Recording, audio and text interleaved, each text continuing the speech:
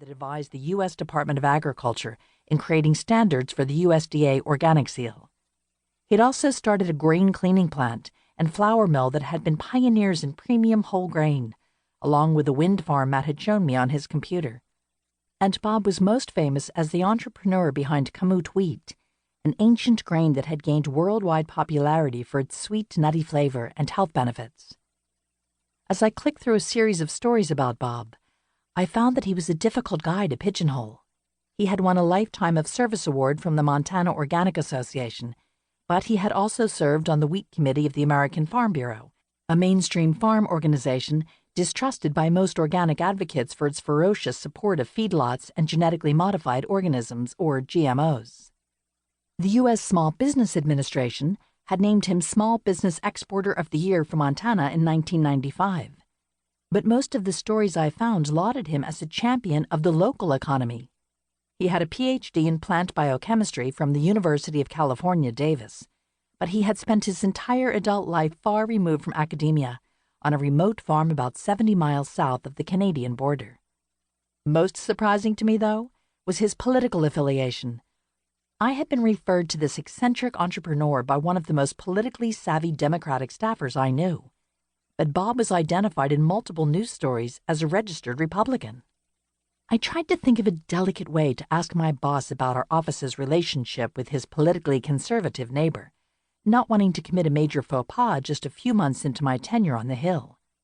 I finally caught a moment with the senator while we were walking down the hallway to greet a group of Montana school kids on a field trip. "So, what do you think about Bob Quinn?" I blurted out. "Visionary," John responded without hesitating. "This is the guy our founders had in mind when they imagined a democratic nation of enterprising small farmers. We could use a few more people like him up here on the Hill." "But, isn't he a Republican?" I asked, feeling a little awkward about it. "Oh, gosh, maybe," John answered nonchalantly, as though we were talking about his neighbor's favorite color or how strong he liked his coffee. His dad was real active in local Republican politics, and I suspect Bob's voted on the R side a few times himself. John added, a twinkle in his eye, although I'm pretty sure he voted for me. "Look, there's plenty of things we don't agree about," John continued, gathering from my puzzled expression that he hadn't quite answered my question. "But the main thing I'm up against here in D.C. is not Republicans. It's multinational corporations that have a stranglehold on agriculture and energy and don't give a lick about the hardworking Montanans whose livelihoods depend on these industries. Instead of being beholden to these multinationals, we need to build our own economic opportunity based on renewable resources and good green jobs that won't go away after the next oil boom. And that's what Bob Quinn is doing."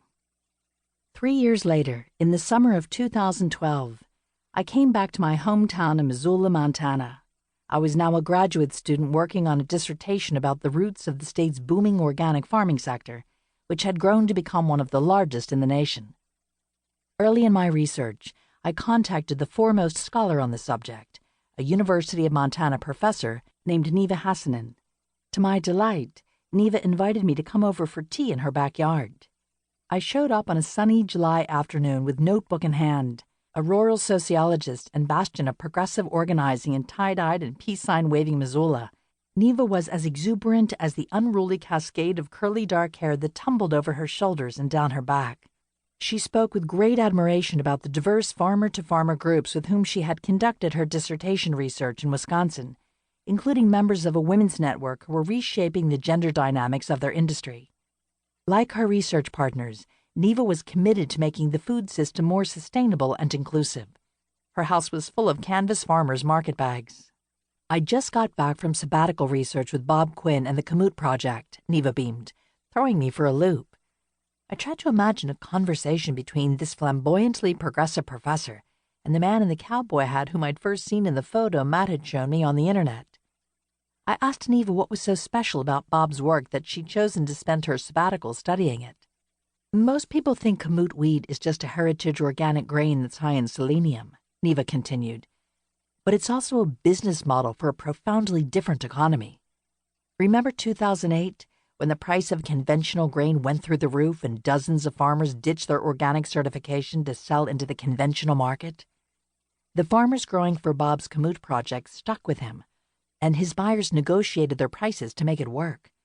He's built this little oasis of trust that is totally the